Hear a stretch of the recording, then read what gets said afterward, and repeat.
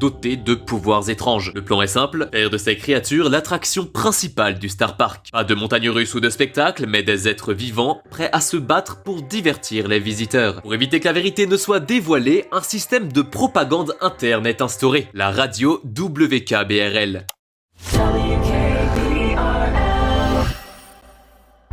Transmitting live from Star Park. Cette radio diffuse en boucle des messages censés être rassurants. Une machine à laver les cerveaux, conçue pour étouffer toute rébellion.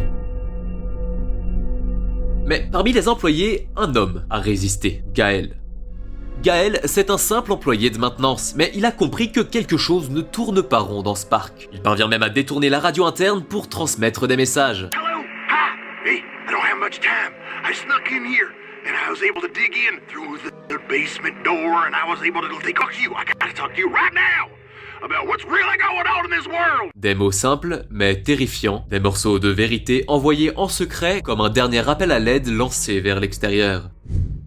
C'est comme ça que commence l'histoire du Star Park. Une entreprise avide de profit, des gemmes au pouvoir incontrôlable, des employés transformés en cobayes, et un parc d'attractions qui n'a rien d'impressionnant, si ce n'est dans le pire sens du terme. Pour Gaël, trouver un moyen de communiquer avec cette radio est un bonheur dans son malheur. Il nous explique à quel point les employés sont bloqués dans ce parc, surveillés. Mais surveillés par qui? Il nous dit aussi que certains de ses collègues avaient commencé à perdre la mémoire et que lui aussi parfois se demandait où il en était et qui il était.